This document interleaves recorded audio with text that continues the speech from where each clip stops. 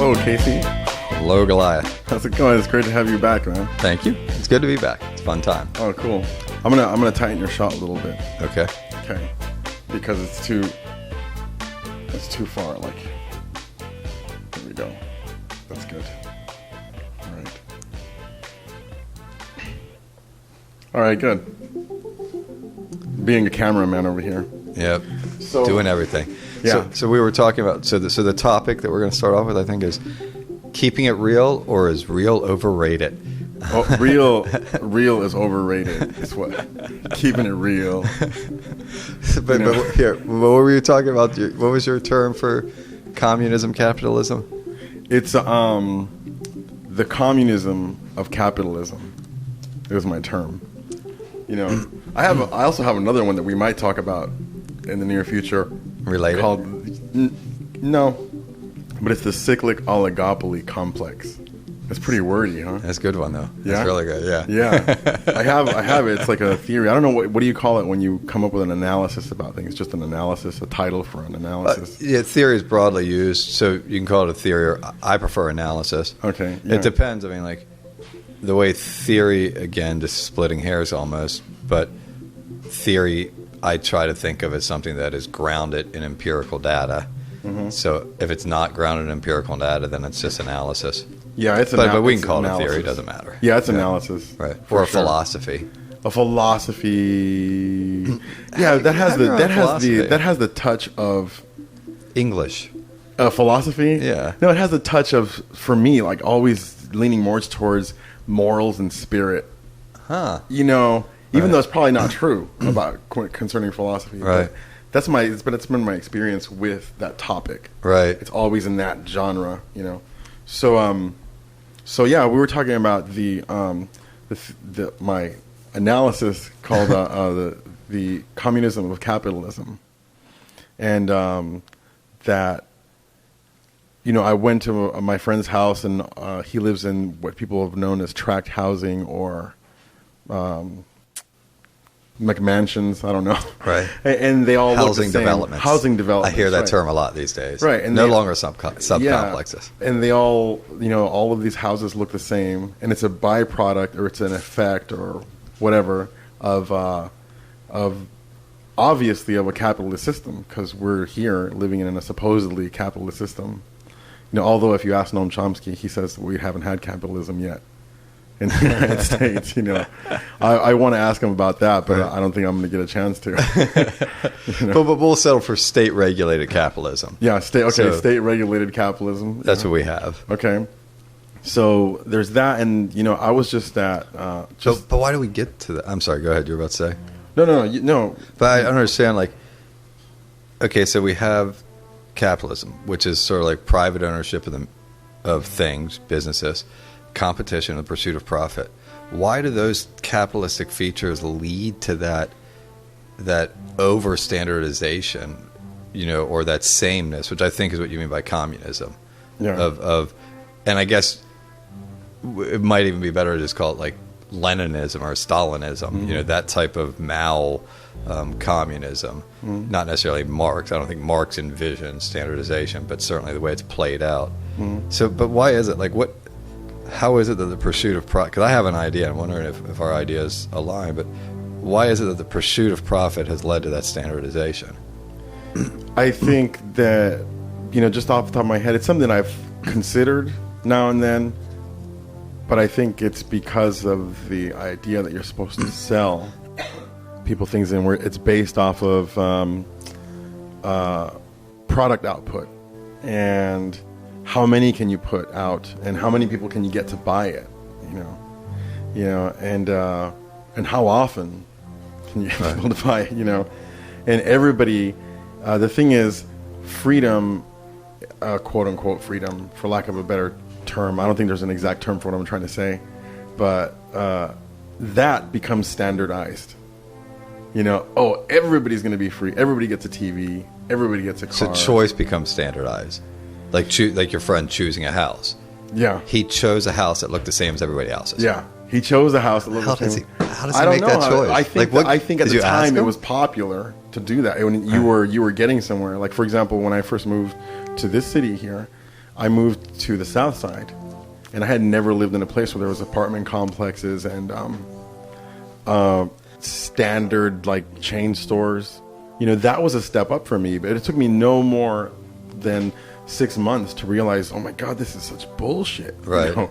And these people aren't even happy, and they're just like filling their houses with stuff, and you know, and there I was with things that actually looked worn, and everything looks new over in certain parts of town. Right. Like everybody's shoes Isn't that always creepy? look new. It is creepy to me. I don't like that shit. You know, I have the kind of mentality where if I had to, I can get myself into it. Like I can totally, you know, oh, let's do this then. Okay, let's be Without consumers. being sardonic. What is sardonic? Acidic with addressing it with a negative cuttingness. Well, So- there would be an element of that. Right. There would be, because I would have to put blinders on. Right. But sometimes you fall into life, into situations where you have to put blinders on, which is, I haven't had to do that in a long time, Right. which I'm very grateful for. Yeah, you have a nice place. Yeah, thanks. You know, and you know, but if you're somebody who, let's say, you're in the military, and then you have like 2 more years to go or whatever, your career is all based on that, and then you decide that, wow, I don't like what we're doing here in whatever country you're in. Right.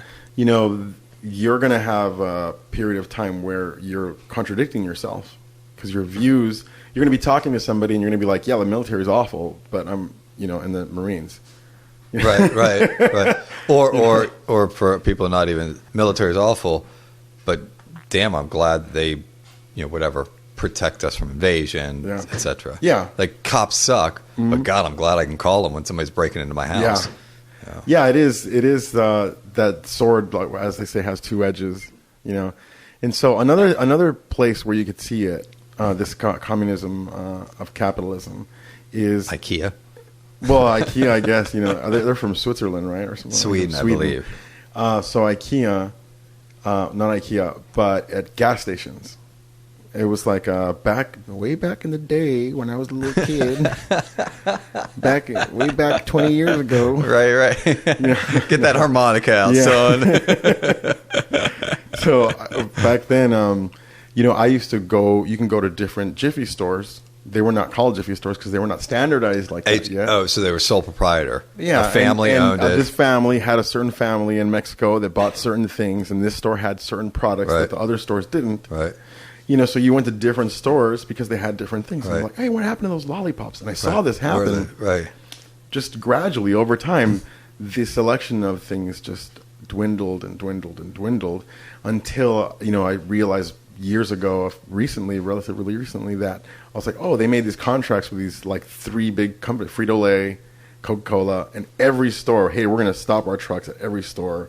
And no matter which store you buy at, you're either going to buy a Coke or a Pepsi or Frito-Lay peanuts or Planters, or, you know, it's the same thing. Why even, you know? Yeah, no, that's a great example. What's kind of like it's almost insidious about it is that you can probably find that in a lot of the stores, because they had these major distributors, selection within a store increased, but selection between stores decreased. And so some people might like walk into a store and say, well, why are you complaining? Look how many more things we have in this store. But your counter is, yeah, but when you go to 10 stores, it's the exact same selection. So cumulatively, there's less selection. Yeah, and it's kind of numbing, you know, because I don't even look. There's this whole middle part of the store that I don't even look at. I just my eyes just kind of gloss over them because I know I don't want anything in there. You know, I might want some motor oil every now and then or something, but I go look for it. You know, but Reese's and whatever. It's just go like, past the candy section. Go past the bread section. Yeah, Right. I go to the water, and that's what I know at the stores: water and beer. Right. Pay for gas or water and beer. You know? And sometimes a Gatorade, you know, if you're feeling a little low on your electrolytes. Yeah, which is like once a year, like rare, you know. Yeah, it's because I now view sugar. I've worked it into my mind that I now view sugar as like a cigarette. Like it's a adult toy. It's like serious. It's a serious thing that's going to cost you. Like this sugar bomb is a health detriment. Right. Now, people don't see it like that, man. I was at a Waffle House recently, and there was a man sitting there with diabetes, obviously, because his legs were right in bad shape at the bottom. And he's drinking a Giant Coke. And he was drinking, tea. he was drinking a Diet Coke. And I didn't realize that until his waitress, that was not somebody that was not his waitress, gave him a drink, and she accidentally gave him Coke. And he took, some good sips out of that one. And he told her, hey, this is not Coca-Cola. He didn't want to give it up. He didn't want to give it up, man. It took him like that much to be like, this is regular Coke. Yeah. Did he pour some whiskey in there for good old times? He's like, oh, whiskey and Coke. I remember when I could do this safely. Yeah. So I couldn't help but overhear what he was ordering. I was like, and then I'm sitting there and I'm thinking, oh, Goliath, you're going to be like judgmental right now about this dude, and and I'm like, okay, I don't know, but let's just listen, because I'm listening, because I'm here and I'm right next to the person, and he ordered this dish that had a lot of sugar in it. And it's like he said extra peanut butter, like a lot of peanut. I didn't even know they had peanut butter there, but a lot of peanut butter, extra layer thing. I was like, okay, and I'm like, wow, this dude is like, you're on the brink, and you're doing this right now, And it must be that peanut. Well, the food. I don't mean to get too off topic, but food must be such a powerful addiction, like crack or something. Because for some, because you can't run away from it. Physically, you can feel it. You can't run away from it. Other people can see it on you, and yet you still want to do that, And you yourself might criticize yourself for doing it, right? To lend to the addiction analogy that you have with it. Like, I don't want to smoke any more crack, but I can't stop. Crack is killing me, but I want to keep smoking. Or weed or alcohol. Or addiction is a weird thing, because certain people they'll go to the point where they'll lose their apartment, or they'll lose this. They'll start losing teeth. They'll start losing hair. They lose everything, and they keep going. Yeah, the losing the teeth thing is just amazing. Yeah, you just keep going. You just say, fuck it. Right. Fuck it. Get another rock. I wonder if I can trade my front tooth for a rock. Yeah, so I empathize with that aspect of it. Like, I don't understand it myself fully, but I can empathize with that. In the sense that it must be something whatever's going on in that person's head is something so powerful that is just out of control. It's like a wild horse. Right. And it almost becomes, traumatic, or even dramatic. And it's just like, wow, like you've got like some Shakespeare play in your head where you're torturing. Like, I can't do it, I must do it. I can't do it, I must do it. Yeah, I've heard guys on the street like that, actually.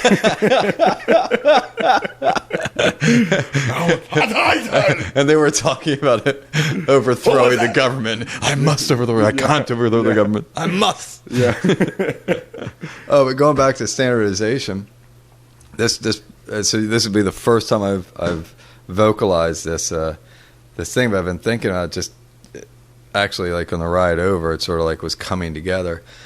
I've been thinking about different institutions, and in particular the educational institution, and this thing that's popped in my head. It's like there's a corn syrup principle of businesses, and this, I think, kind of lends to the idea of how we got from capitalism to this gross standardization. And when I think of the corn syrup principle, it's like the soda pop industries, Coca-Cola and other ones, they started to replace cane sugar and probably other high quality sweeteners with corn syrup. And so it's this idea that we will replace the ingredients of our product. So in education, we will replace the quality of the instructors, the quality of the labs, the rigor, etc. We will, and for soda pop, it's the sweetener. We will replace the quality we will replace our ingredients with lower cost, lower quality products, so long as we don't lose market share. So you can't drop so low that people are going to abandon your product. And so Coca-Cola, of course, did that. I'm sure there was controversy when Coca-Cola went from cane sugar to corn syrup. And so they had to do something to like maybe at first it was 50-50. And like I've been reading just short articles. I haven't looked into it deeply, but what's that product? It's a tropic product, not mango, not coconut. There's some product where Arizona tea. No, that's right. But there's some product, and it's. I apologize, it's slipping my mind. But let's say it's. It'll come back into my mind later. But let's say it's coconut milk. Wait, can you find it at one of the Jiffy stores? What Yeah, you're talking about? totally at a Jiffy store. Oh, okay. And so they. Oh no, I'm sorry. It's chocolate. Okay. There apparently there was a big loss in the cocoa plantations. And this one dude back in whatever, the 20s, 30s, and 40s, had been working on this strand of cocoa that was very resistant to this one type of disease. And so he got one cocoa family, to use it. And so there was a whole bunch. But it didn't taste good. So a lot of other farmers wouldn't pick it up. When there was a big infection of some sort or some type of disease, wiped out a lot of people's crops, this one family who had been struggling to try to sell their poor tasting cocoa, they were the biggest person standing. So all of a sudden the market has shifted. So now apparently chocolate, it's still cocoa. It's just apparently, I'm not sure what it tastes like, but apparently it tastes like shit. So they have to cut it with good cocoa. So but the ratio has gone from all good cocoa to now where even decent chocolate is a high percentage of the shitty cocoa and a minority percentage of the good cocoa to offset the flavor, and then maybe they add a little bit more sugar or something. And so again, it's this idea of just use cheaper products, lower quality products, but don't lose your market share. They can't go all that bad cocoa because people would stop buying the chocolate, or most people would. So it's just this interesting thing. Like, and in capitalism, it makes sense. You lower the cost, and that's one of the ways you make profit is you decrease costs while keeping a steady price. And so that housing stuff is a brilliant idea. Each house is when you're building 350 things that look the same, you got economy of scales. It's cheaper per unit. Boom, done. But why do the people choose it? That's the right. thing that you have to trick people to choosing that. You have to make people believe that it's moving up the social ladder. Right? Yeah, this is what you got, and then it's going to take you by the time that it takes you, by the time 15 years passes, you realize that you were duped. Right. And you're stuck in a contract. Like a lot of people don't realize it, man. What? That they got duped. Yeah, I guess maybe they don't. It's the same thing. They must feel it somewhere. But it's the same thing we were talking about, like going to sleep at night. Right, when you look at the one unit versus the comparative units, like I go to people's houses in those subdivisions, and they're just so proud of their house. Like they don't compare, they don't look at that standardization, but they're like, we got this awesome central AC, we got this cool screened-in porch, we got these high ceilings, we got 4 bedrooms, even though there's only 2 of us. We got 2.5 baths. Sometimes now they have more bathrooms than bedrooms. So, we got 4 bathrooms, for a 3-bedroom house.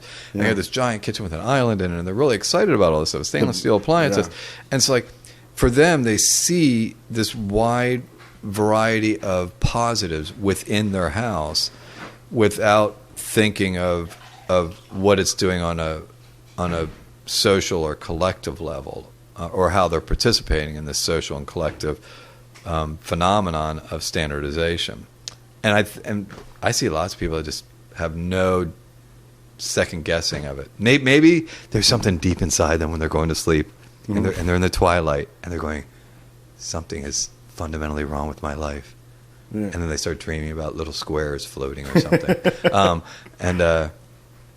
but I don't know. They don't seem to express it. Well, this is where... And I feel bad making fun of them. It's their home. Well, I don't think you're making fun of them. We're just talking about the observations. Right. You're observing it. True. I'm it's not like going back to the man at the Waffle House. I was not trying to judge the man, but his decisions were in such contrast to what I would want to be doing if I was in his position. Right. you know. And so anyway, that dude, he turns around, and I was with my daughter. He turns around, and he's so sweet to my daughter, you know. And it was like, I knew it. I knew I would, like, any inkling that I had of judging this person, he humanized himself to me, right? You know. And he was so sweet to my daughter, and he was like, hey, and she smiled at him. You know, she just looked him in the eye. She's like, you know. She made his day, you know. She does that to a lot of people, you know. Right. And so, but what you're talking about, that's where we get to my other theory analysis called the fascism of capitalism. And this is different than the communism? A little bit.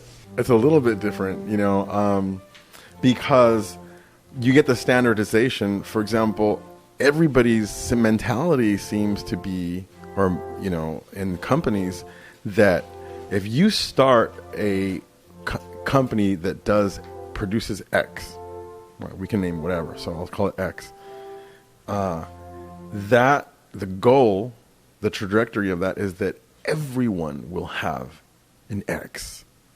We will get one into every hand, every household, you know, everyone will be, you know, it's just a weird thing. It's like blankets of disease, like just going across the nation. Why, like, the mentality, people don't realize that you don't have to live that way. It doesn't have to be that way. You're like, but if you want your company to survive and it has to keep growing, it's like, no, it doesn't have to. I'm telling you, just look at nature. You're like, well, people will go into their just competition and whatnot. If it was up to the philosophy, if nature adhered to the philosophy of our brand of capitalism, you would have an oak tree the size of the United States growing, just a single oak tree that took over the whole nation. It's just like sticking up into outer space, you know? Right. It's like, it might form dominated, right. You it know? might form an oligopoly, and there might be 4 of them. All right, like 4 of them, 4 oak they trees. They break the United States into 4 regions. There you go. Price. They do price setting. Yeah, and you know, so. Well, that's that's interesting. It's kind of, and I'm just writing down the concepts that we're going over, but you know, we'll come back to like the exact, like, what distinguishes the fascism and communism. But I just came back from Disney World, and I didn't go into Disney World. I was just going to see some people in a hotel down there, and it was just hell. Like, you know, I was so totally like popping, driving down there, get into I didn't know the Magic Kingdom was like a little city, like Vatican City, and so like, wow, I never looked at it that way. Yeah, so yeah. I'd gone on MapQuest. And, you know, got wrote down the directions. So, like, I'm looking. And once you pull into the Magic Kingdom, they don't have all the names that were on the MapQuest. They have all these, like, different names, like, you know, whatever, Wilderness Drive or whatever. And they're just like, you know, Wilderness Palace and stuff like that. And so I'm just like, none of the roads. And so I get lost. I totally go around the place 3 times, ask 4 different workers for directions. They all have different ways. And, like, one of them was like, follow the purple signs to optimism. And I'm like, are you for real? Like, and I'm like, I'm writing it down on a piece of paper in my pie. I'm like, so purple signs, optimism. She goes, yep. I was like, I didn't even I got lost again. You know? Wow. And, but like when I was there, totally thinking like this was, and I had just gone not too much earlier to a friend's housing development subdivision. And like, it just sort of swept over everyone. Like I was in Disney, like that was the Nazi success. I mean, like Disney World. I mean, it's like, Hitler was like the perfect carnival because like the Nazis were all about like party and carnival and fun, but they were also about eliminating 80% of the population, having 20% of the population present, and those 20% trusted each other. You don't need to lock your door. We do things similarly, but we get kind of crazy, and it looks like we're freely choosing whatever the hell we want to choose, and we're doing fun things, and we're going down water slides, and everybody's having a good time. Your doors are unlocked, and it's all cool, but really, we only get there by isolation and elimination of other people, or at least exclusion of them. Yeah. And it's $700 a night for those rooms, wow. $150 a day to get into the park. I mean, it's just, you're totally going to eliminate and then having to drive 2 miles into this little Vatican City, this little Musketeer city, it's like I was just like, this is what the Nazis wanted, and they wanted first Germany, and because they had the Nazi carnivals, where like it was just like these like Baroque celebrations. I didn't know anything about the Nazi carnival. Yeah, but it's just I thought you were joking. No, it's just sort of like this carnival thing of like gluttony, and like we get anything we want, and music and sex and partying, and it's just like it's sort of free spirited, but it's free spirited within this necessary preceding premise that we first establish the population that is allowed to participate. Then we'll get free-spirited, which is kind of cool amongst friends, and we do it with our friendship groups all the time. And in a sense, it's the same fascist idea. Like, well, if you're of like-mindedness and you have the same whatever political leaning, philosophical leanings, religious leanings, stuff like that, music leanings, then you can be part of our group, and you can come onto my back porch, and we're all going to get crazy. Yeah. But to do it at this massive scale, and so like the housing development subdivisions are like that, country clubs are like that, and you see like these whatever the country clubs in St. Augustine and Jacksonville are like, you got to have the membership to get in there, and then once you get the membership, then you feel like you're actually like freely doing whatever you want. Yeah. But like you have to get past such a huge ontological, like this whole essence of what it is to be human. You have to go cross that river and say, I'm not going to allow all types of humans and human behaviors.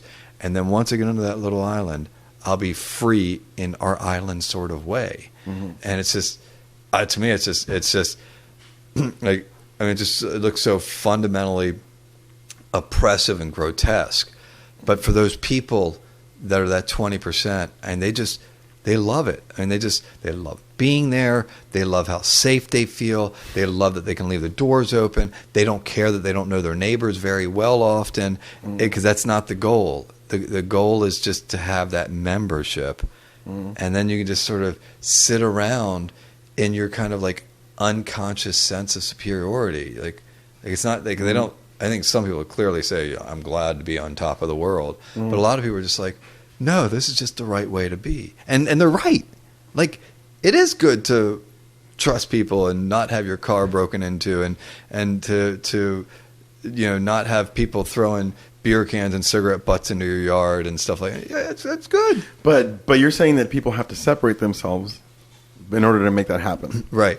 They have to isolate themselves from the masses. Mm-hmm. And they have to, I feel like, and this is, I'm just all processing today, they have to isolate themselves from aspects of humanness. So it's not just the people, but it's a wide variety of human behaviors. Like you were talking about before we mic'd up, the guy who had was a cat hoarder, and his house was just covered with vines and trees and stuff, and neighbors were like, oh, we got to do something about that because he's weird and that doesn't fit in with our nice neighborhood. It's like you got to separate yourself from that being allowable. Yeah, weirdness is not allowable. Not just the person, but that behavior is not allowable. And you separate yourself from that whole vast world of humanity and humanness and humans, and you get your 20% or your 5% or whatever the hell it is, pick any number you want. It's a minority percent. And you get in there and you've already delimited your mind, or as you had said earlier, putting blinders up, but it's just like delimiting what I can think about as being right and appropriate and acceptable. And so you go from the world of possibilities in the infinite number down to, and society already constrains us. So like we already have all types of normative constraints, even in the wacky variety of the world. So we're already delimited. And then you choose to delimit your lifestyle and your thinking even more to a finite number of things that you can do and say, and how you can conduct yourself, and whom you're going to talk to, and how you're going to communicate, and the topics you're going to talk about. And you get in that little thing, and then you fit perfectly and happily into the country club, you know, or into Disney. Or I mean, into the I feel housing that way division. about, oftentimes I feel that way about the city that I live in.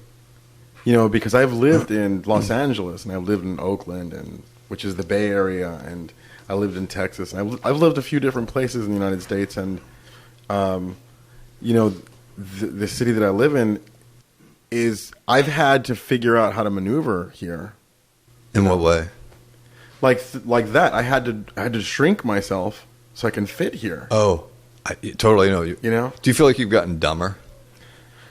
I don't want to say it dumber. I don't want to say dumber. I will. You will? I have gotten dumber since I moved here, I predicted it. Oh wow! I was like, when we talked about moving here, I said, you know, like, I'm going to get less, you know, a lower level of acumen. My mental sharpness is just going to decrease, and my vocabulary is going to decrease, and I probably will become more conservative in my thinking, because, you know, people will always say, nobody tells me what to do but me, myself, and I. It's go to hell. Yeah. Like, we're so influenced by our environments. And I knew that, like, and like, I remember, like, about a year and a half after moving here, been here almost 10 years, I remember, like, reading a editorial, and it was an Ann Coulter editorial, and I was like, yeah, that makes sense. I was like, you know, and then I reread it. I was like, no, it's specious logic. It's a manipulation of numbers and data and logic. It's a crock. Well, I'll tell you what, bro. I've never gotten there. I've been here longer than you, and I've never gotten there. And I have friends. I'm just more susceptible. I have friends. I'm impressionable. Yay! Everybody's impressionable. You know, everybody's impressionable to a different degree. But you know, when you become aware of I blame meditation for my strong center. And you have friends you were saying that meditate also? I don't know. You were about to say something about my friends. No, well, my friends, I have friends that I'm watching them go through the process right now of going from very left to going, oh, well, you know, Bill O'Reilly kind of makes sense. Right. It's Southern. We'll make up a word, Southern. Well, it gets tiring. It gets tiring to resist all your life, all the time. It is. I mean, it's just, it gets tiring and it gets dangerous. Yeah. And you can lose jobs. You'll lose friends. Neighbors will get pissed at you. Yeah. You'll have to constantly explain yourself. I mean, it's just like somebody might beat you up in a bar. I mean, it's just like, fuck, I'm just not going to talk about it anymore. I've learned that I have an uncommon around here anyway. Resistance level of resistance for putting up with it and dealing with it, you know. Right, you ought to start a blog talking about how to do that.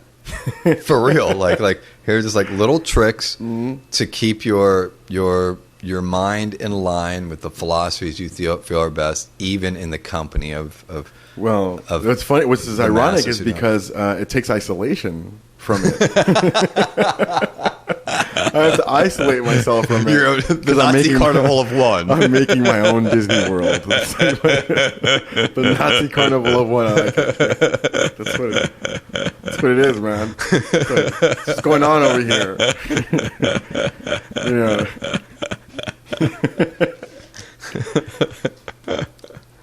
So so I'm glad that you have, but I am like the friends that you have observed. And it kills me. But it's you're getting the mud all over you. It's like you know, and it is. I'm eventually gonna have to leave here, this place. I just can't, foresee myself. I just can't see it. I can't see myself being happy and living here in my old age. Right. No, I totally hear you. Yeah. And I don't even need to wait for the old age. What we're going to do in the interim is we're trying to get to the point where we can spend 3 or 4 months a year away from here. Go out west. Yeah, go out west and hang out. Around intelligent people, or go to D.C. Hell, go to Charlottesville, Virginia. If people are from here.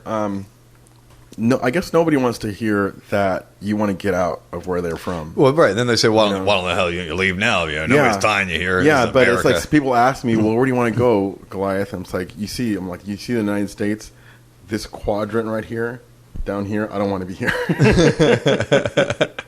This quadrant down here, I need to get out. So process of elimination, right? Yeah. I don't want to be near that oak tree. Yeah, right. It's like, I want to be near that oak tree.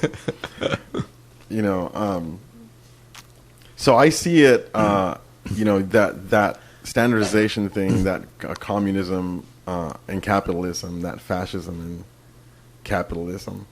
This is not something that I can talk about with people. Shit, I've talked about it maybe like 3 times with 3 different people. Right. You're like number 3. Right. I talk about it, and I think that has to do with where I live. Because it's probably some things that. Oh, that's my baby. Hey, baby. That's my little baby. So she just woke up. So that's it's something that's probably common to talk about in, let's say, somewhere like Eugene, Oregon, which I don't know much about, but I've heard. Well, Portland, Oregon, or Portland. And every time I walk into a bar, just about every time I'd have a conversation about whether Castro's government policies are legitimate forms of government or not, because he's a totalitarian, but on the other hand, he has very progressive policies sometimes. So, like, we would have these debates, torturing over his legitimacy as an authority. Yeah. Where are you going to get that walk into a bar around here? Yeah. Unless you arrive with a group of friends who are already thinking that way, I'm just rarely going to run into that. Yeah, it doesn't happen. I make it happen sometimes. Like we get into that conversation, but it's not very often, and it always feels uncomfortable. Right. Like don't scare. The bikers are going to overhear us. Right. There's no bikers in there, but I'm just an analogy. And and like you said, it gets dangerous to have certain opinions. For example, the topic of communism and capitalism and socialism. When you study these things I think it happens to everybody. When you study these things, you get past a certain point where you no longer have a emotional attachment to the words or any of them. They're just these theories, and it's like, but people have to get past this emotional attachment if they hear the word socialism. Oh, you're saying that inhibits. It inhibits conversation. The critical thinking, the conversation. Yeah, right? Yeah, okay. because you have all of these predetermined, you have all these ready-made traps that society's put there for you. Oh, socialism, bad. Tag word, bad, right. Tag words, bad, this and that, Stalin, etc. Like the worst images that you can possibly think of. Right. And the funny thing is that Karl Marx, he's probably the most misconstrued person in history because he came up with this theory. He came up with the writing Capital, which was actually a critique, how I've heard it put from a specialist in Marx, which was a critique of capitalism. He was not even writing about socialism. Right. His biggest work, and Das Kapital, is kind of the centerpiece. But all of his work, not just capitalism, but all economic systems. Mm-hmm. And so his fundamental argument was that any society you look at, the economy is the most influential aspect to the detriment of the people. So he actually spends a lot of time looking at the feudal system and then how communism corrected for some of the problems in the feudal system. His idea of communism, it pops up periodically, but it really was that one short book, Communist Manifesto, he was hired to write. And it was not a central part of his analysis. I agree with you entirely. Totally misunderstood. Yeah. Because you can embrace his analysis without having, in other words, a capitalist, a free market, quote unquote, because that's a myth, but a free market capitalist can. What do you mean it's a myth? We'll come back to that one. A free market capitalist or a lover. I just heard like 10,000 people stand up and that guy's crazy. I'm turning this podcast off. He said it's a myth. Right. He said my religion is a myth. Don't mess with my free market capitalism. That's it, right? But yeah, no. So absolutely, his analysis was insightful. You can certainly critique it, and it doesn't matter whether you're pro state regulation or against or critical of state regulation. So yeah, he's totally misunderstood. So when people say Marxist, communism, it's kind of missing the bulk of his work. Mm-hmm. So I agree with you entirely. Yeah, and so I don't have emotional attachments to that. But you mentioned the word just Karl Marx, or you mentioned the word Marx, and people have to get through their blood pressure going up. Right. And you already can't think straight. Like, fortunately, we have drugs for that. Yeah, people can do that.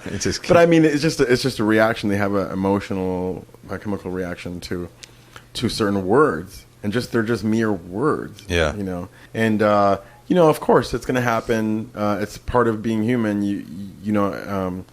You develop a certain context for certain words, and if something happened to you in your past, and that person used that word a lot, then you're going to feel a certain way about it, that word, etc. So people are being taught to feel this way about things, but yeah, just the mentioning of the word is impossible around here. Just to even, because right away people want to slap that down before just mentioning it. Just talking about it is bad because you're promoting it. Right. And you might even create a possibility to understand some of it. Right. Which is, I'm just like, I just can't even be in a room like that. Right. And right. Okay, so you don't want to be in any of the rooms in that one quadrant. Yeah. What are the quadrants that you might be in? Well, I like people who are don't adhere to the isms and construct something out of all the things that we've learned. Out of all the things that we've learned and what works for the environment that you're in. And so I concluded that this is how people want it here, and this is how they like it here, the majority anyway. Otherwise, it wouldn't be the way that it is here. Right. And I'm in the minority here, and I need to get the fuck out. Right. Because they don't want me here. Right. They don't, and I'm not. And right away, people like these things, talking about isms or religious views or political ideologies or ideologies. People. I like being around people who can discuss anything. You're just talking about it. You can talk about anything. You can talk about death, and you can talk about darkness, and you can. I'm not talking about doing it. We're just discussing it right now. And it's like we're at this phase, but you can still. I'm skeptical to the idea of getting away from all isms, or there was the idea that it was written in the 60s, I think. Bell wrote the book, and then it was reiterated during the Reagan era, and then since then in the Clinton era, that we're beyond ideology, that we're now at the point of being pragmatic, and that was a big thing that Reagan advocated. Well, and that's just ridiculous. Because ideology is a collective framework, and I don't see anything wrong with that. And same with an ism. In other words, like if somebody really appreciates the environment, the ism is kind of shorthand for that. Yeah. So somebody says, I'm into environmentalism, and somebody else goes, oh, me too. Yeah, I understand. They now know that they're going to connect on a large number of issues. Not everything, but they're going to connect on a large. Somebody says, I'm into Christianityism, and somebody else says, oh, I am too. They're going to connect on a lot. Yeah. And so, to me, it's we make business. We go to business together. You Christian, I'm Christian too. We make business. Right. We don't let nobody else in. Nobody else in. Only Christian business. Christian.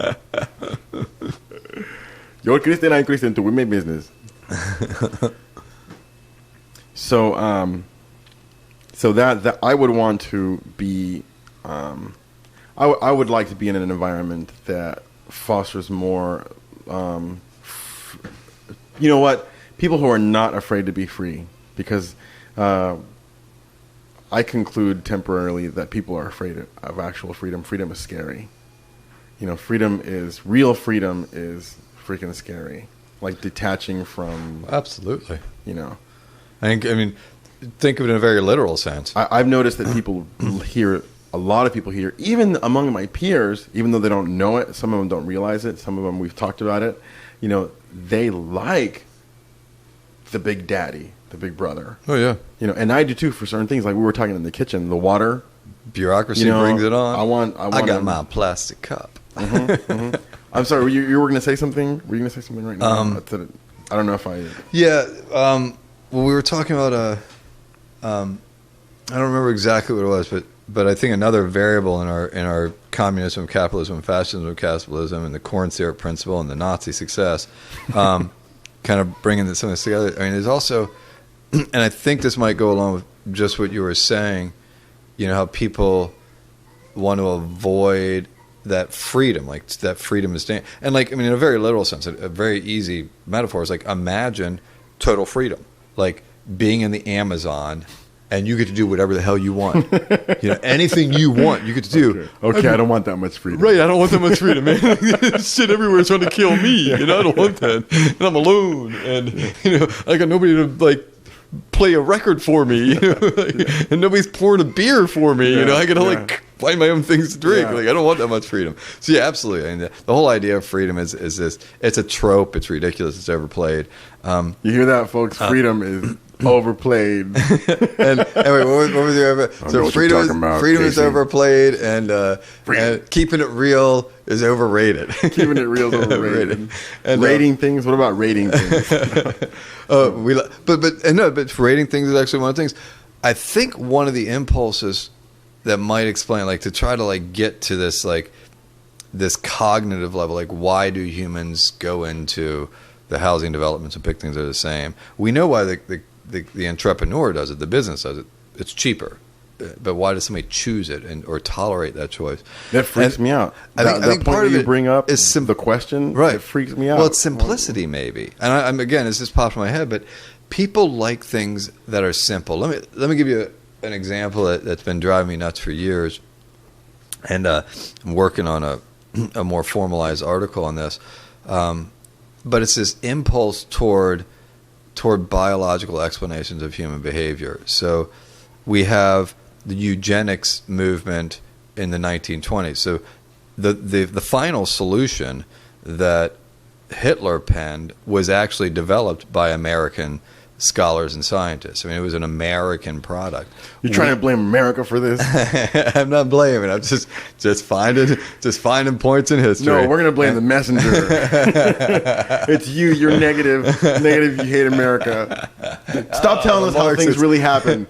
Stop telling us how things really happen, Casey. You don't like America? Get out. Get out, boy. And hey there, kiddo. And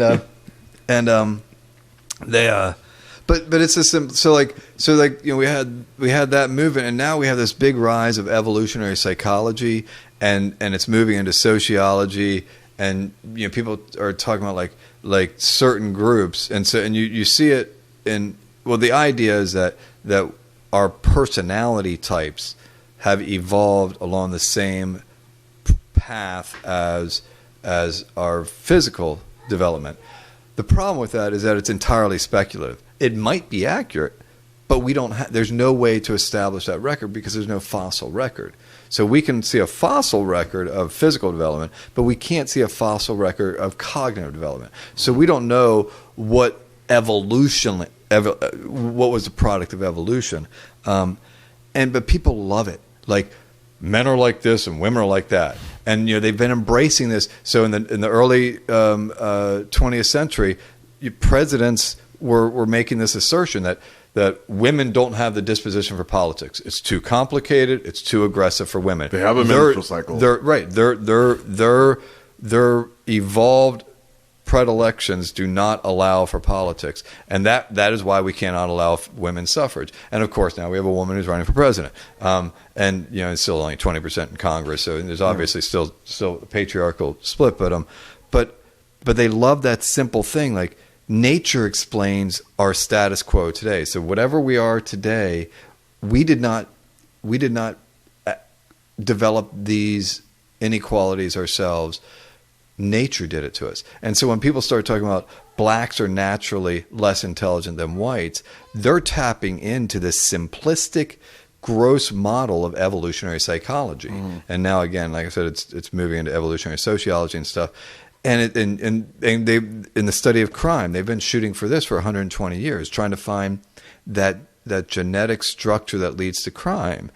And there's two giant steps you have to go through. Genetic structure. Right. There's there was actually the concept of the atavist, that there are people who are born genetically predisposed to crime. The atavist. I'm sure one or two are. I'm sure one or two. Absolutely. And but it's just, to me, it just seems like a simplistic, like, so like you are an individual and you have a certain gene and that explains you. And so now I don't need to go. I have the tortilla gene. You're the tortilla gene, the burrito tortilla gene. I can eat hot ass food. Okay, I can out hot any of you under the table. Tortilla, jalapenos, and all that kind of stuff. I have a sombrero back here. You see the sombrero? Keeping it real, man. Keeping it real. You gotta keep it real. At any rate, I think that might be another impulse, is this simplicity thing. Like, to explain you as, the Mexican-American heritage, the musical opportunities you had, the artistic world, your parents, your grandparents there's a lot of research on the grandparent effect controlling for the parents. And so, like, there's all these different variables that influence you that's very complex. But if we don't want to deal with that complexity, we just move all that to the side and we say, you are you 100% because of your genetic structure. Or not even 100%. Overwhelmingly, we can explain you through your genetic structure. It's just simplistic. So I think there's a whole lot. That's just one of millions of examples of simplicity. Another way of simplicity is to go to the country club and have a small range of behaviors that are acceptable. It's simpler. Go to the housing development that your friend lives in and choose a house. There's not much to choose. It's newly built, so you don't have to do a house inspection. They all are virtually the same, so you just kind of make a choice. It's simple, as opposed to having to figure out how to build a house, where to build a house, what things to include. It's much more complex to be part of renovating a 100-year-old house. And so, so there's just all these different ways that all of us go towards simplicity, and certainly you and I do. I mean, I want simplicity. I want to come into a house and just have my house be quiet. I just want it to be simple. Yeah, I think I understand absolutely everything you're talking about, and I think that all of it is great. It's a great description, and there's some great concepts in there. What we have, like what sticks out for me, which is that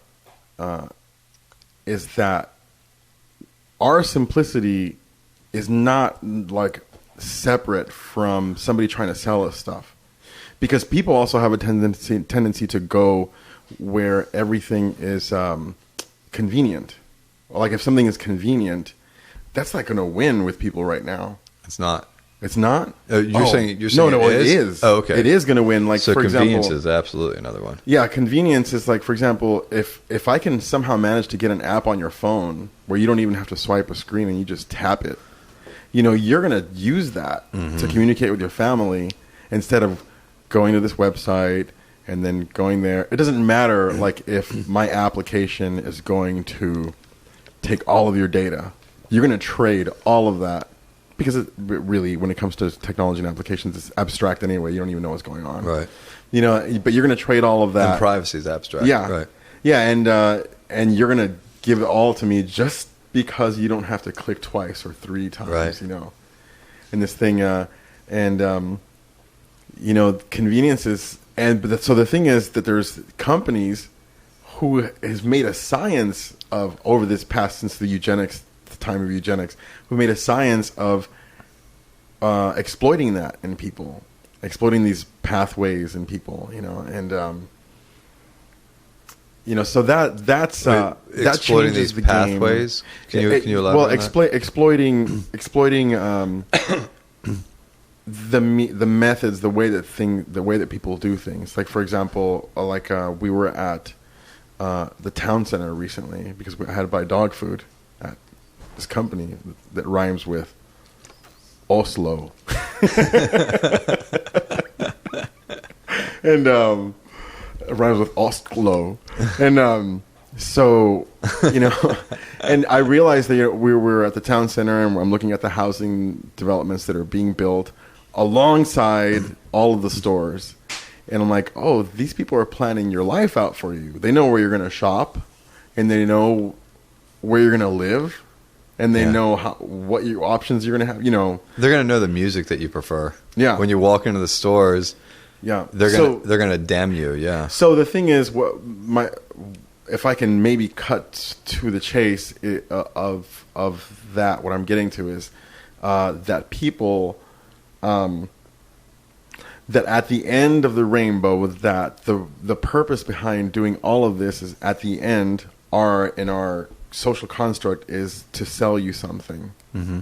So it's not that all of this stuff is a byproduct of. No, all of this stuff is a byproduct of selling you something. And the profit motive. And profit. So it's a path, like, how are we going to steer this cattle, towards to this place, The profit motive, I guess you can call it that. And I just think it's funny. You're going to have to, if we're going to have a place to live where we use money, you're going to have to buy something. You're going to have to eat. Unless you're going to grow your own food and be free in the Amazon and, craft your own beer and drink your own beer. So you're gonna have to spend some money somewhere, but I don't think it doesn't have to be the goal of the thing.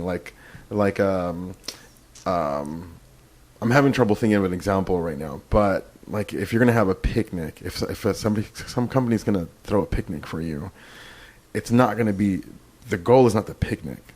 The goal is that they're gonna sell you some wine. Mm-hmm. Right. It's not, and maybe not even that day. Yeah. But they want to establish a goodwill so you come back to them in a year. Yeah. And and it's just a weird, so we're very materialistic. People are like, well, how else are you going to accomplish things, Goliath? Like, what else are you going to join all together on? I don't know. If there's no profit motive, there's no innovation. Right. There's no product. Like, just look at the ancient Egyptians. Right. Like, how much more innovative can people get? Well, those are aliens. Did that. Come on, man. They gave us the pyramids and the domesticated cat. Domesticated cat, yeah. And this is one of the reasons that I love studying ancient civilizations, because they're alien civilizations with a completely different social construct and outlook on life. The religious beliefs, their whole philosophy of how the world came to be is different. The Romans have enlightened me to studying the Romans have enlightened me to some of this. The ancient Egyptians, like how they perceive sex, how they perceive their parents, and just like I wonder about that. Like in India, ancient India, right? The Kama Sutra, right? Who's going to come up with that today? Right. Yeah. Well, or our whole notion of choosing love. And that love is a motivator for hooking up, and that's such a new idea. Like Romeo and Juliet kind of kicked it off. One could argue, but like even today in a lot of parts of the world, and certainly in history, like when you hooked up with somebody, I mean, it was strategic on behalf of the family. We're gonna we're gonna hook you two up so that we can maintain the farm, and we're gonna hook you up to somebody in that tribe so that we can get part of their good. Whatever. We will join the house of Lannister. The Flores shall join the house of Lannister. The Baratheons will never let you do that. So, but go on with that. Your point. So I mean, it's hard for me to pin it down exactly because I haven't thought about it. I haven't worded it out enough. But the point that I was making is that.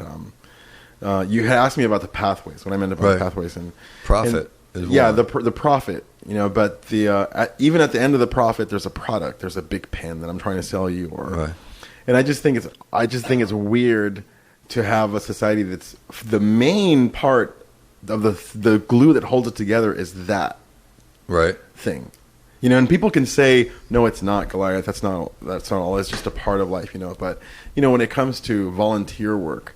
All volunteer work is always good work, and you don't get paid for any of it. And it's not like you volunteer to build a bomb. Oh, I'll volunteer. Oh, maybe during World War II, I don't know. But but it's always like helping children or special needs, or you're doing this, or you're helping build a house. Right. And why is it impossible to have a world where this is actually what you get paid for? Like, no, you're gonna have to volunteer to make a bomb. If you want to go do that, but we're going to pay you $60,000 a year to help these kids out. You know? Why is that so impossible? Like, it's like, why does the math not add up for that? Because I think it can. Right. Like, I go back to the ancients, you know, ancient civilizations or ancient tribes who had whole different systems of being, you know. Right. And I can go on and on about that, but you know, I wanted to get back to Disney World, right? And how Disney World was. I think Disney World is amazing. You know, when you bring up that it is a self-contained little country, yeah. You know, and it is, and it has its own. It almost has its own traffic lights. It almost has its own physics. Yeah. Right. You know, like, oh, you guys are engineering the sunlight back there. You know? I did see insects I had never seen anywhere else. Oh, really? Right. Yeah, all they need is their own police department. The Disney PD. I don't know. I'm so glad I didn't run into them. Last time I went to Disney back in the mid '80s, it was the last time. That's the only time I've been to Disney World. I did get busted by the Disney police and escorted out, and I was just like, I was like, wow. And so, and I was just sort of like dreading it the whole time. Can I ask why? No. We'll talk about that one off camera. Or something. I'm not addressing that issue. I wouldn't either, bro. We'll avoid that one. The mouse is still watching me. So there's that, you know, and you were talking, you know how you mentioned. Anyway, did I answer your question? Did I, or was it still vague? Like, did we get anywhere with that? Yeah. When we were talking about the pathways and exploiting, when we were talking about the pathways, and you were talking about I can't even remember the original point that you mentioned. What were like the human impulses that lead us to? Okay, yeah. At the very beginning, the communistic capitalism. Yeah. Yeah, I think we're piecing it together. I mean, yeah. But I would take what you were just talking right now about like profit being the main driver, and so that profit motive or that profit imperative or that profit impulse, whatever you want to call it, is leading to this exploitation of, you know, our desire for simplicity, our desire for group allegiance, our desire for standardization, our desire for fitting in, you know, like whatever our desires for sweetness, you know, you know, that there's a constant exploitation of whatever pathways we're on. And now with all these metadata algorithms, we're really finding these previously undetected pathways that we follow. Absolutely, profit motive is there. But I think we might be able to take one step back and say, and this is totally a Marxist analysis, it's not just profit. It's fair. Did he say the word? It's a systemic agency that like on the macro level, the system is just, it's not one person who's at the controls. It's just that the system operates on its own to control people. So like, because we have to like think about like, there's the profit motive, but the government's doing a lot of the same stuff. It's not necessarily profit. And a lot of times, I don't know, it just seems like there's something that profit is just one conspicuous manifestation of this larger process of constant control. And you can see this if we go back to the older societies, and that's what it was. When we started to get into communities, you know, those communities on a macro level had to control the individual members. You know, like you can't be totally free anymore. Mm-hmm. You can't run around taking whatever you want. You're like, we're going to live in a little community of 40 or 50 people. And so there was that need to control at the systemic level the individuals. And so I think we have all these forces of control, and profit is one of them. And like I was saying, it's the most conspicuous one today, probably. Mm-hmm.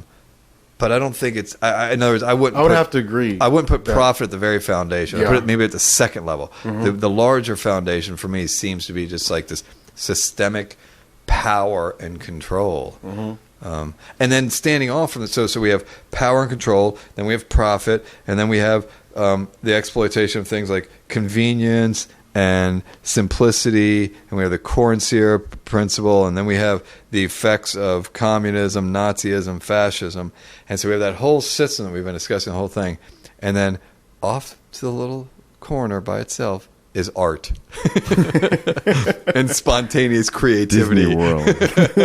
Off in little corners. Disney World. No, Disney World's part of the big system. Yeah, they're not off in a corner. No, but in relation to the the useless American things society. that don't produce anything, that are just all the little wacky things that we do. This podcast, really is off in the corner somewhere. Oh no, this podcast is changing the world, dude. This podcast is.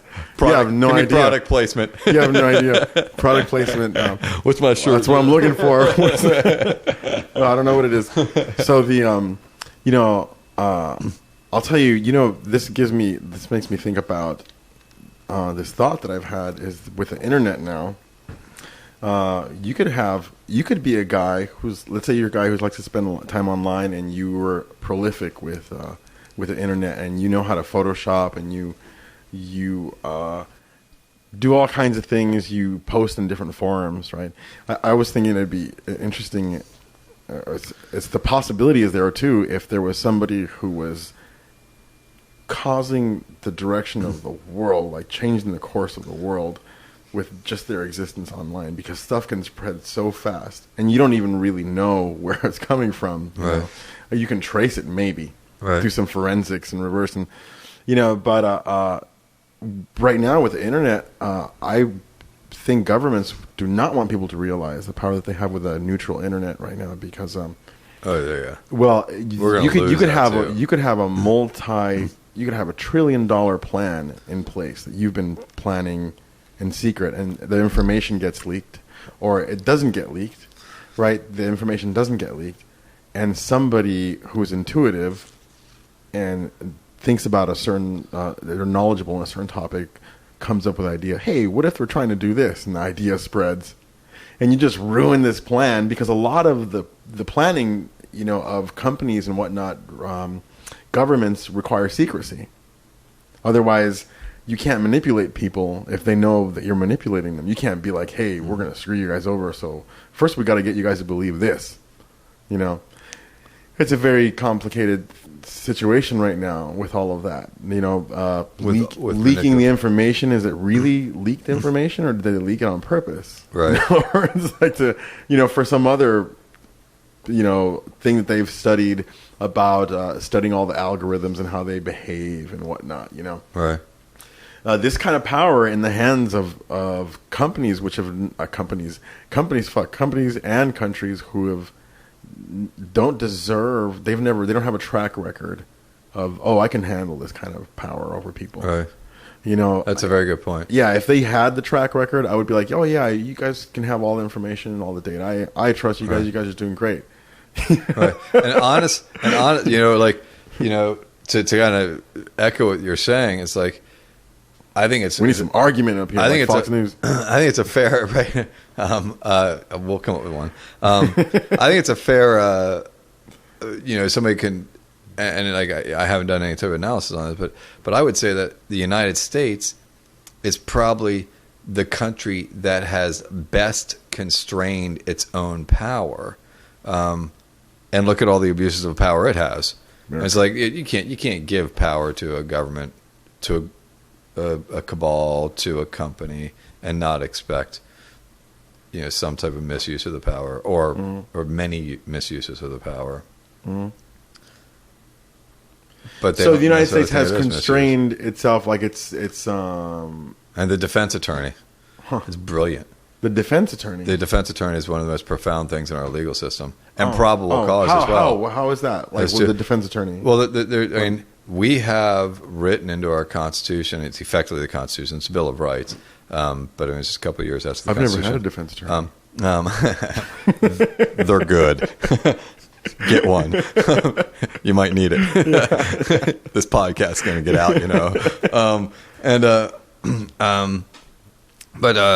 no, we allow, the Sixth Amendment that you can have a right to defend yourself against the government accusations. governments, including America prior to this formation, just regularly didn't. I mean, up until the Gideon case in the early 1960s, states would often not allow low-income defendants to have an attorney because you couldn't afford one; they wouldn't give you one. And then Gideon is what established this obligation of governments. And we've had a pretty good run of Supreme Courts also.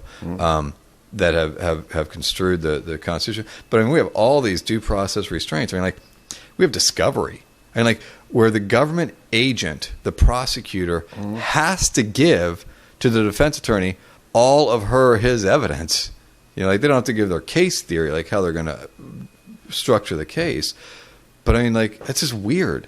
Like, did they do this in England in the 1400s? Like, did they? No, I don't know. They didn't do it. In the United States, has sort of developed this idea of that you can defend yourself against the government, and we have all these procedural rules that limit. I mean, the cops.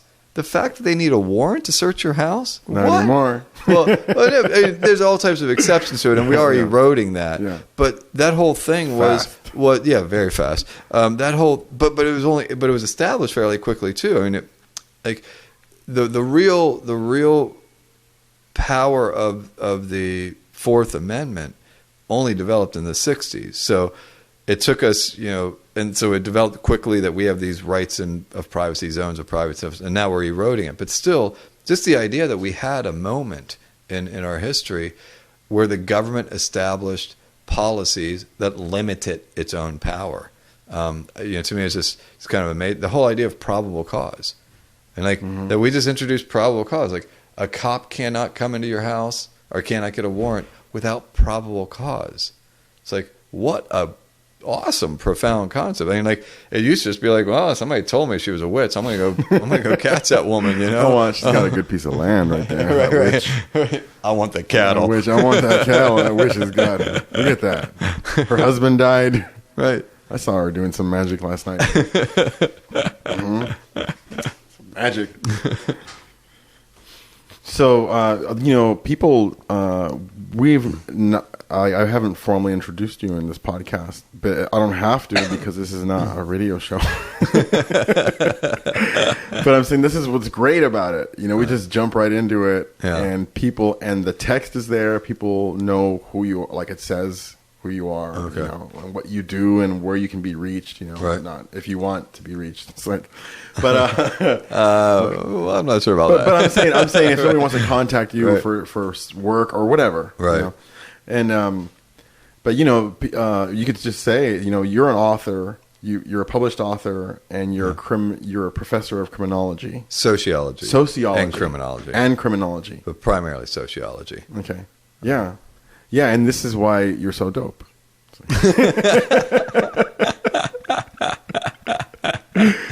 No, I'm just kidding. I'm sure you were dope before that.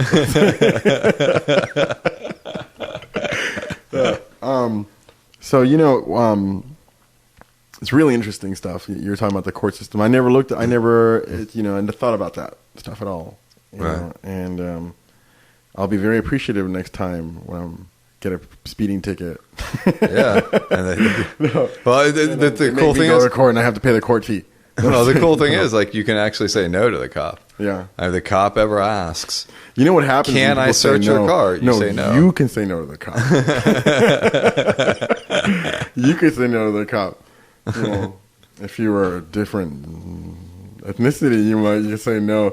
You say no politely. Even you can't say you can't say it right. Be like, man, what the fuck you want? I'm going. Don't you see I'm going? Going somewhere. Please step out of the vehicle, sir.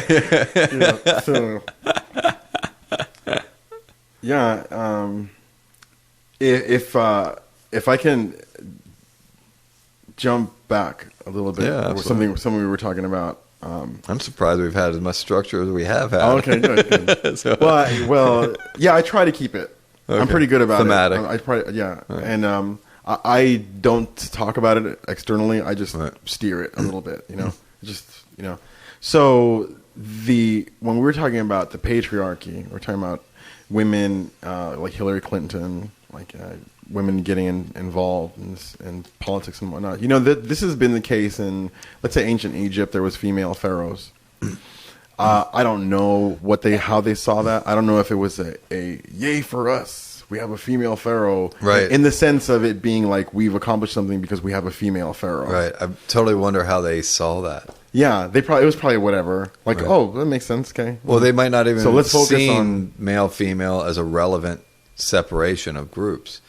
Well, I mean, like it might have been the size of your ear was how they separated people. Yeah. Or whether you're left-handed or right-handed or whatever. Yeah, the size of my earlobes in Japan means that I'm very wise.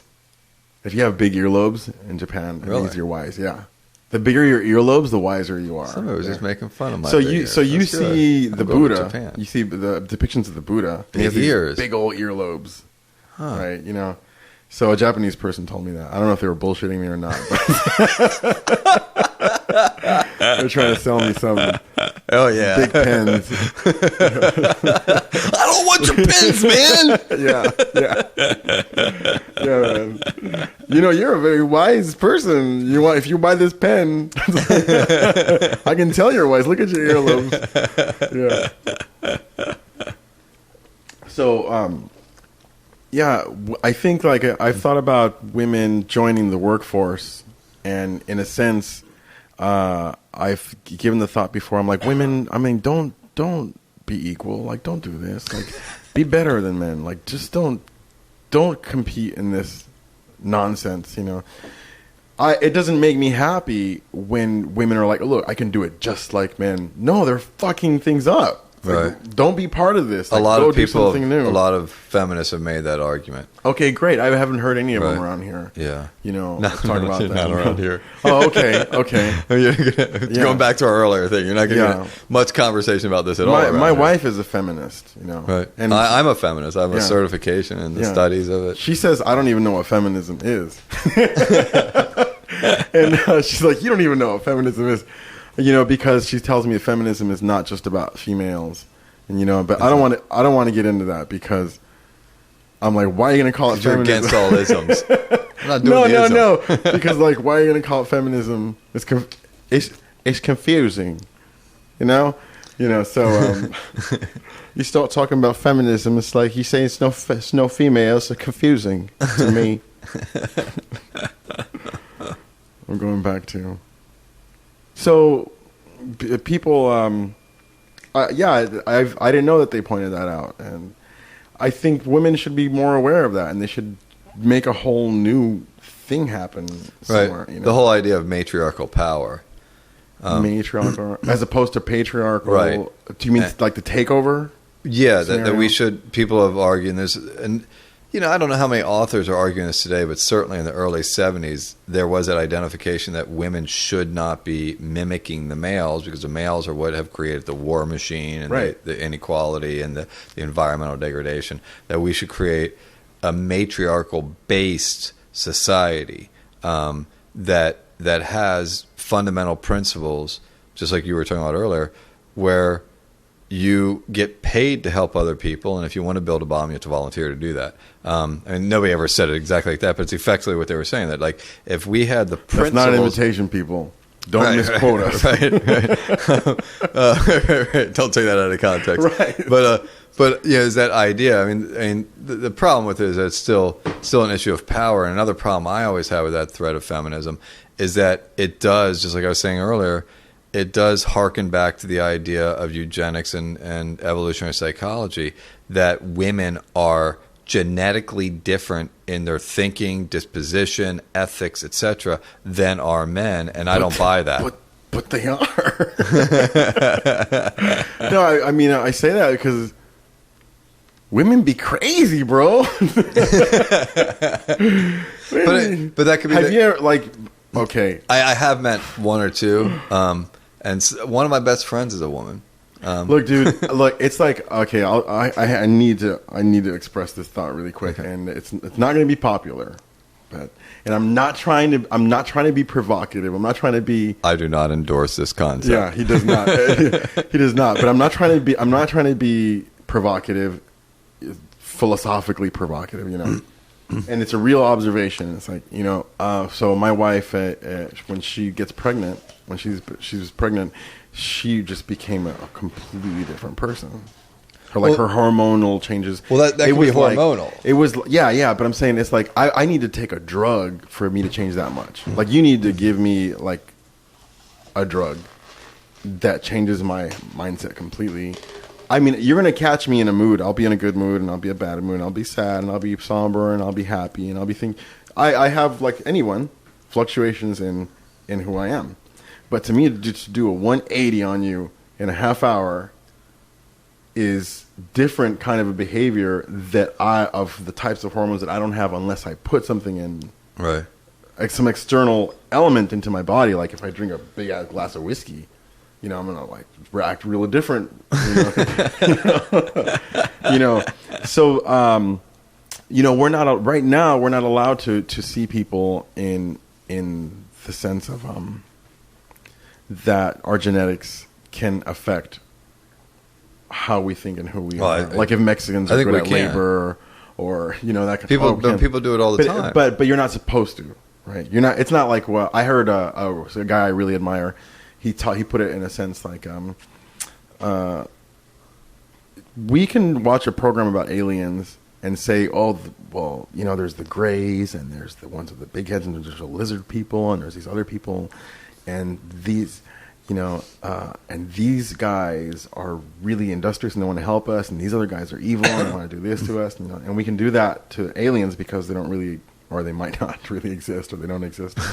and it's inconsequential, right? And the reason he was saying that was because now he's American. He was a white guy, and he was talking about his point. The reason he was saying that was, can we make the point that is it possible that white people have been the most violent race on the face of the earth?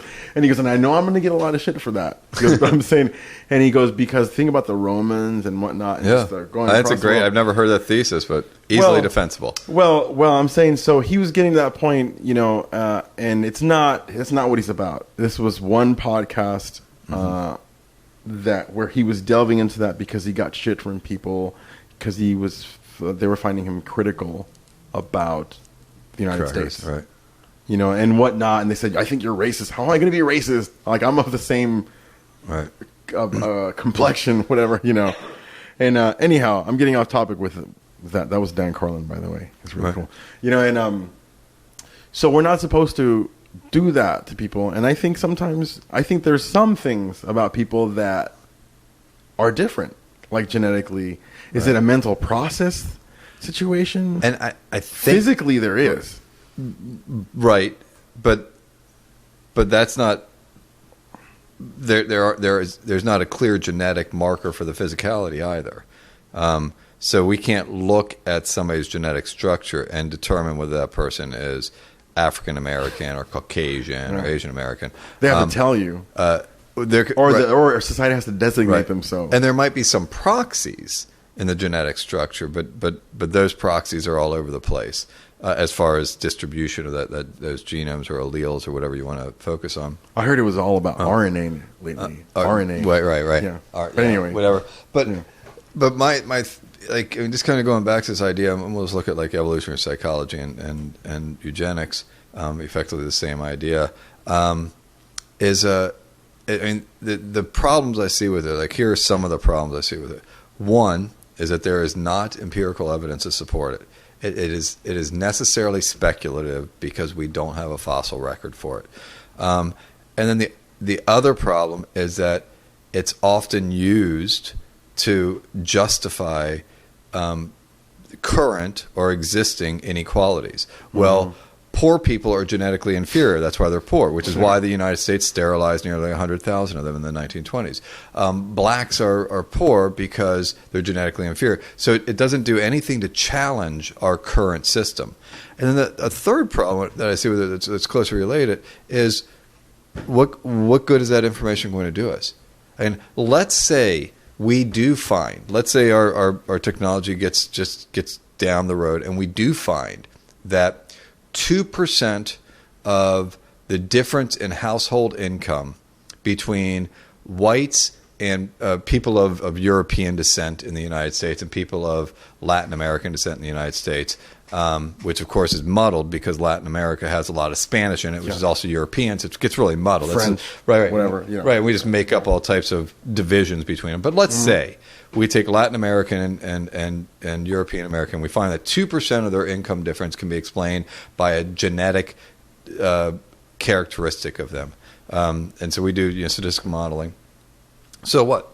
I mean, right. So are we now supposed to have different educational policies for the Mexican Americans and the Caucasian Americans? Are we supposed to have different job opportunities for them? Are we supposed to have different transportation systems for them? Are we supposed to have different restaurants for them, different books for them? What are we supposed to do with it? It's like, well, no, like even if there is a genetic characteristic to dominant or a genetic characteristic to our dominant patterns of behavior, overwhelmingly our patterns of behavior are influenced and shaped by our context, our environment. So like we're putting so much effort into finding, people are like so obsessed with like trying to find this kind of like golden key to what it means to be a human. What does it mean to be black? What does it mean to be Native American? What does it mean to be Jew? And I found the golden key that explains it all. I'm going to open up the door of knowledge with my evolutionary psychology BS, you know? And it's like they're so obsessed with that. And it's like it's not founded in science. It is detrimental in its application and when people co-opt it, and it doesn't matter. It probably goes back to the profit thing we're talking about. Control. Because you're going to sell a book about it. Right. I'm going to sell a book. I got no, not you. No, I'm going to do one. Oh, I'm writing down that idea right now. Yeah, okay, very good. Yeah, that's great, man. Yeah, I just want the kids at home to know that Casey writes things down. You can't see his hand right now, but he writes things down. It's important to write things down. I write things down too, and he reinforces my behavior to write things down.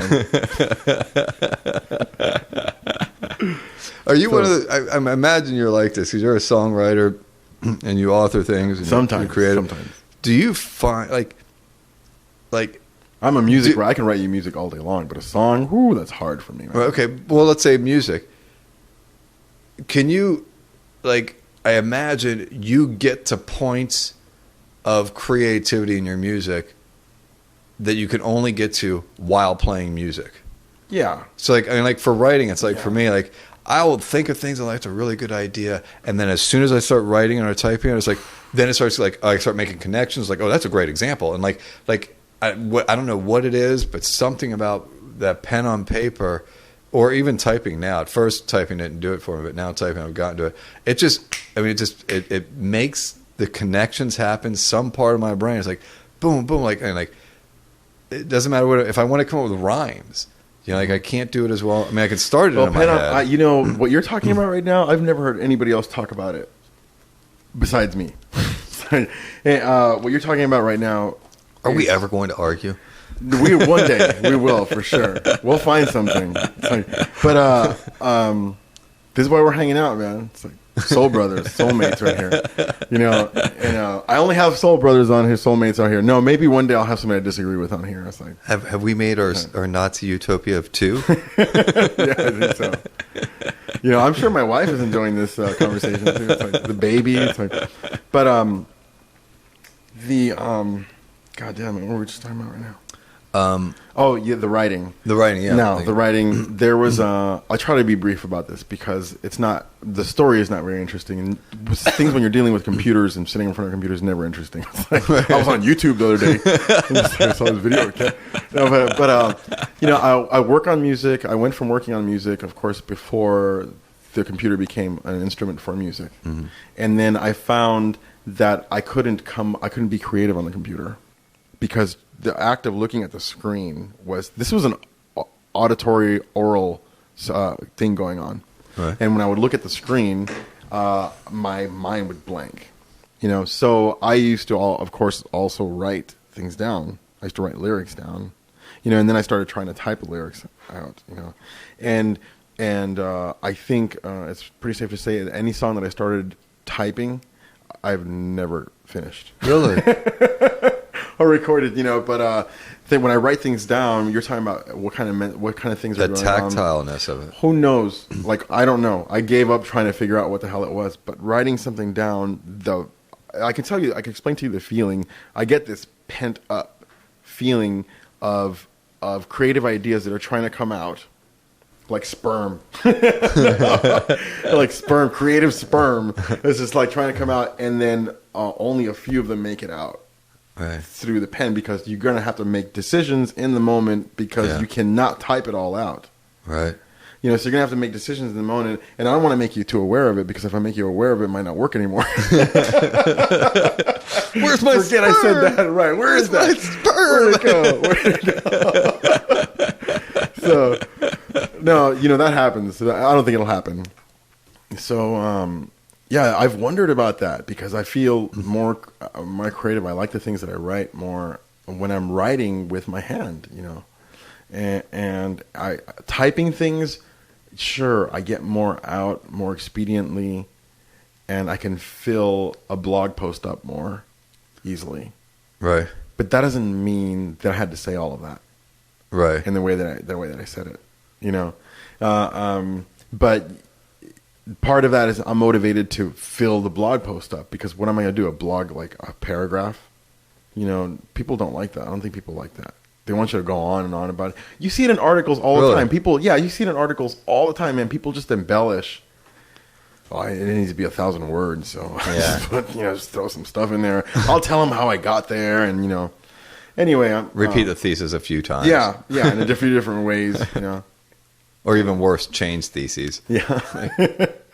I thought this paper was about. They changed to something else. So why were you talking about writing? Like, why were we talking about the act of it? And how? Well, you were just addressing that I write things and that you write things, and you were telling the kids to write things. No, but how did we get there to? Oh no, how did we get there to? You were talking about you don't know why you write, you work better that way, because you were telling me about the eugenic, going from eugenics. It was just a tangent. Oh, okay. It was totally just it had nothing to do with the eugenics. So the eugenics evolution. thing, it's affecting us to this day. Like, we're still a eugenic society then. Like, if you're aware to that, if you're aware of that, like that kind of thing. And I totally agree. I see your point about how even if there were differences, so what? Like, what difference does that make? What kind of significant at all, like, impact is that going to have? You know, viewing people in that way, you know, because there's just not going to be any significant impact with that. So I'm going to give you guys a little rap right now. It's like, boom. This is for the people with ADD. This, we cater to you too.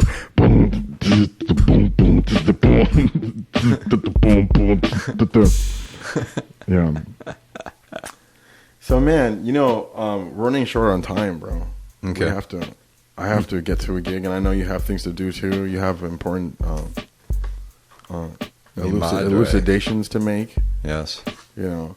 And but we should think right now if there's anything else that we want to talk about, or anything that we want to clarify, you know, or anything like that. I would like to see if you can, in one short paragraph, define for the audience the difference between your communistic capitalism and your fascism capitalism one more time. Okay. Well, I'll tell you. First of all, I'll tell you right now, I don't know what any of those words mean. I just saw them in a book.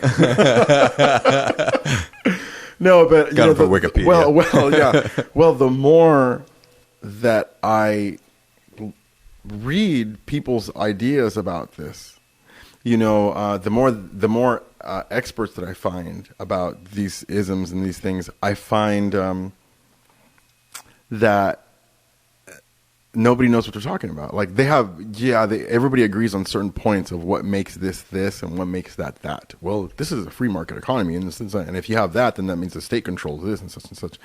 But how those things played out, like if Karl Marx could see what people did to his works, you know, like you have Maoism and you have Stalinism, and you have all of these things that cite, in a way, communism, the Communist Manifesto.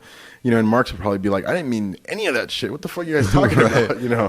So how did you come up with that? Not my idea. Didn't you read what I wrote? It was like 100 factions of that style, but so the communism, capitalism, they're loose names, right. Because and you can't change it, the Leninism. Yeah, well, the defining thing about communism, when I said that, is because here this trope is communism, everybody same, right. everybody same. It's like, same house, same bread, same clothes.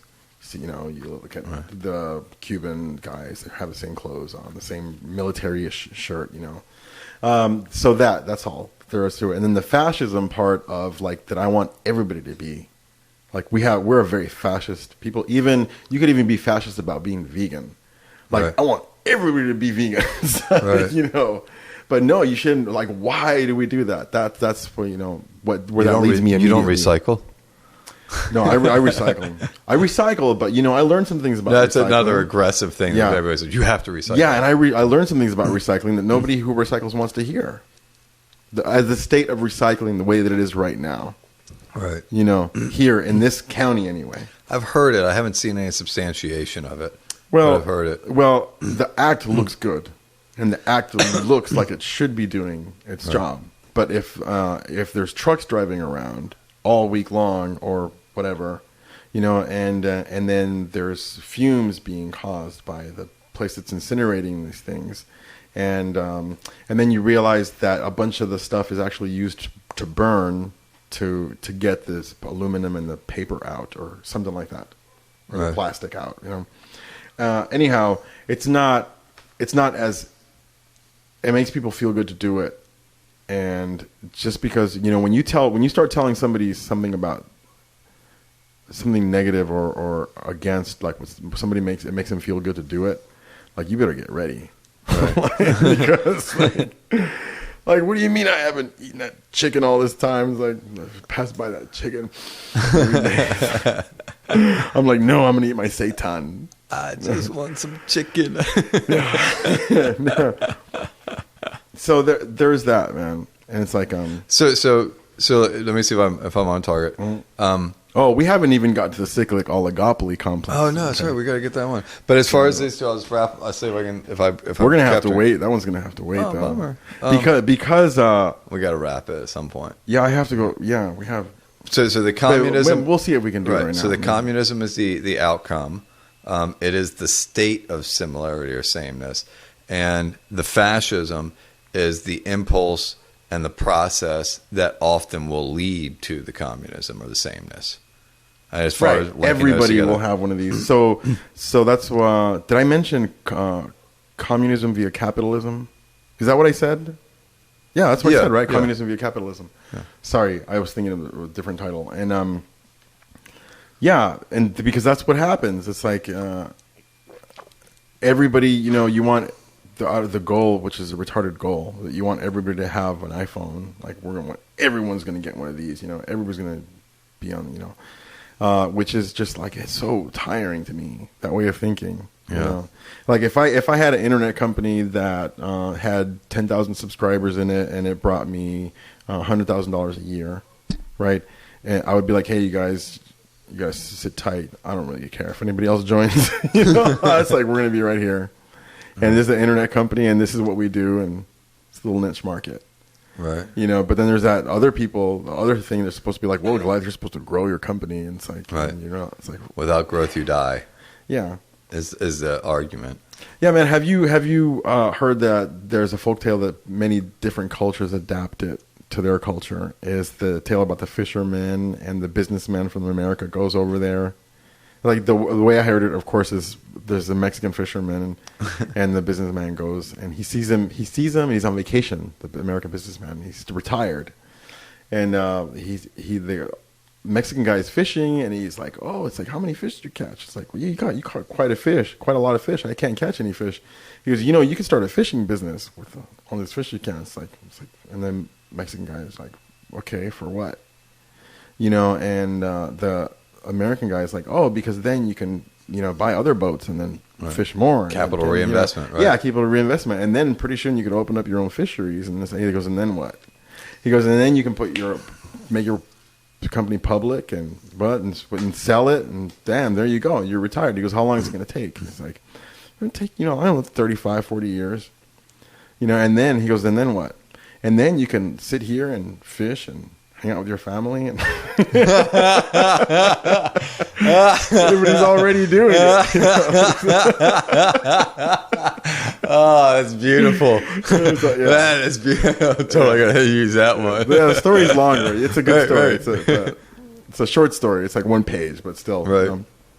So there's that.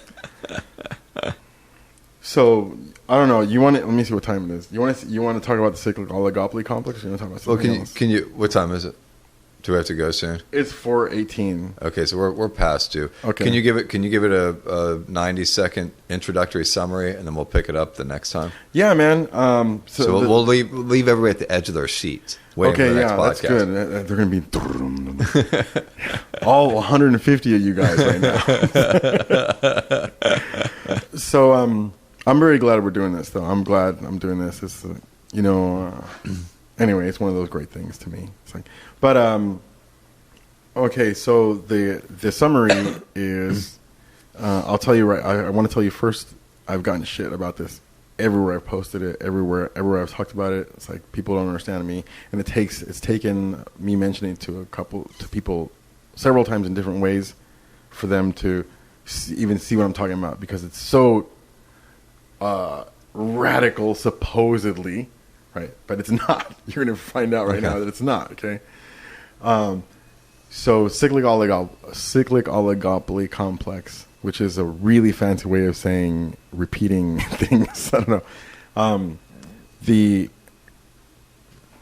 people separate the state and corporations, and libertarians separate the state. Anarcho-capitalists separate the state and the corporations, or private enterprise, and and the whole non-aggression principle and voluntarism, et cetera, et cetera. But to me, they're the same, and I think that people need to realize that even if you got rid of the state, a corporation would get in the position of the state and then start to game things in a way that would be good for their market share.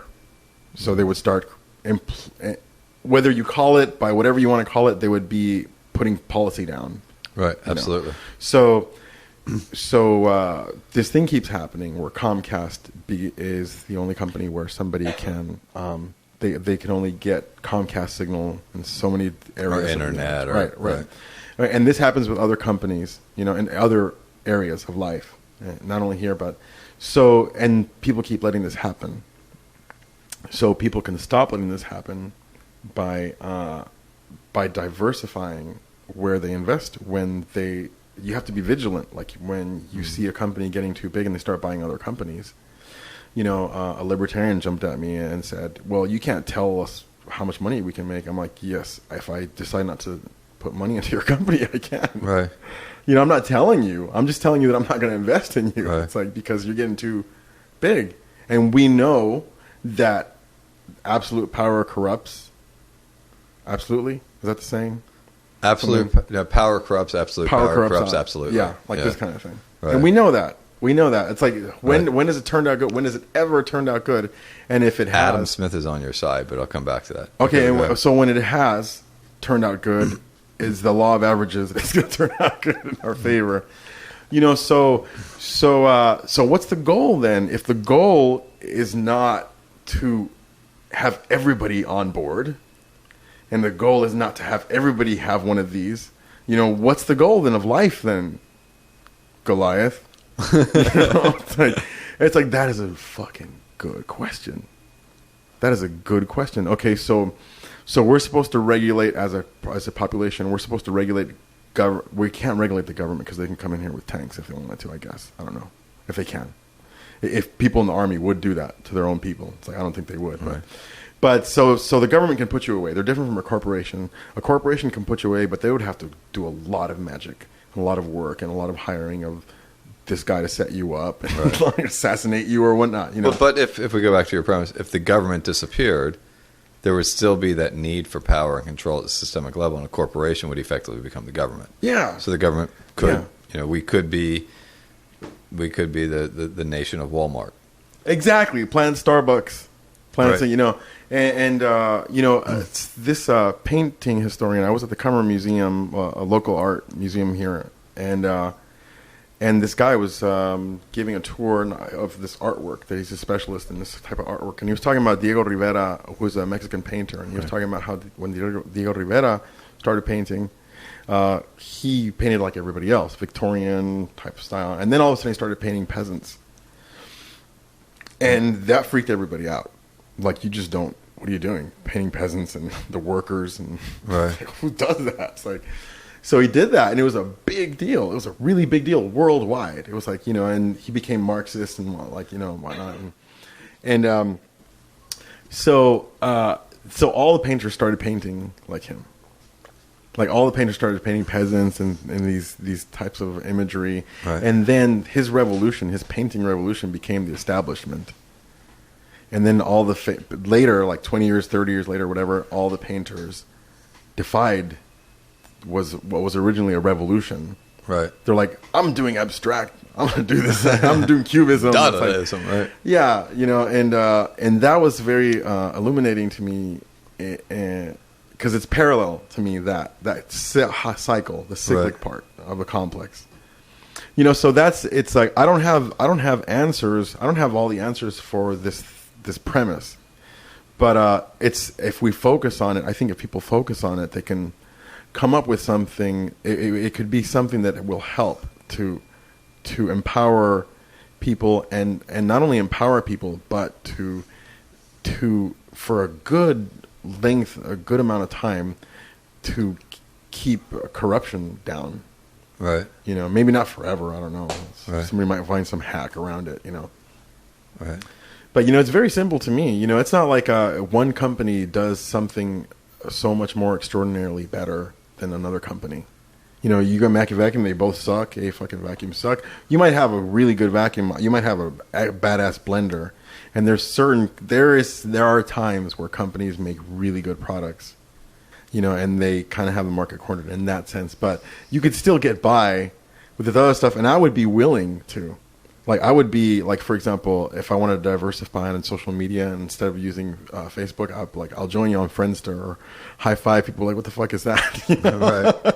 But I'll do it. So what? Like, it's the same thing. It's a timeline you post. We post pictures. Right.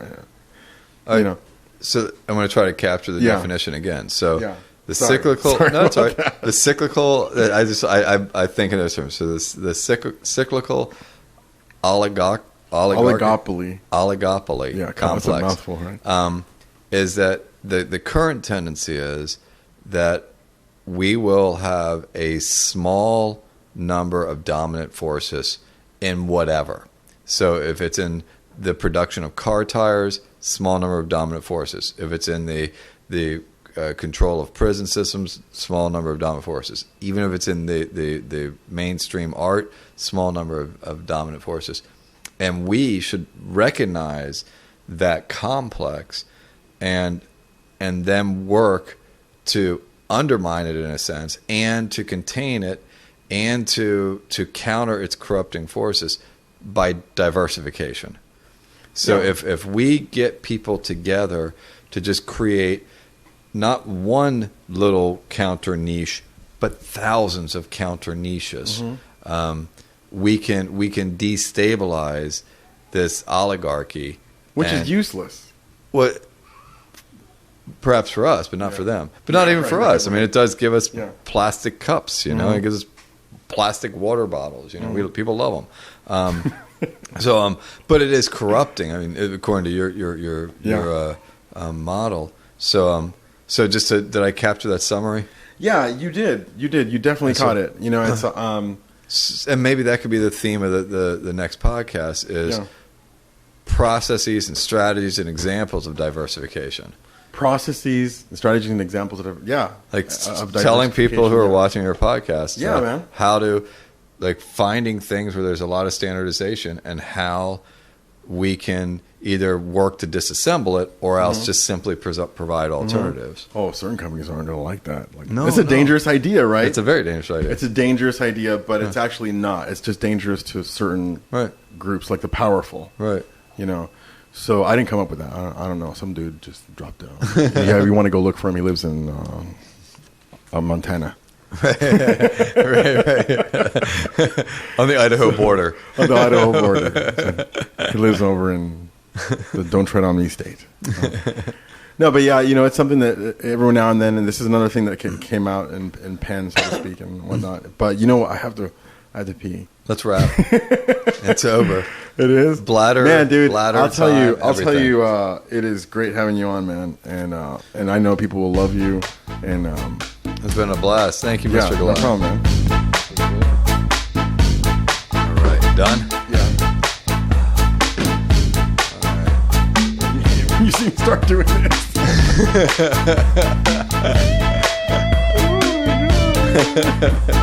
I'm sorry, dude. I can't help it. Like I see every podcast where I have you guys start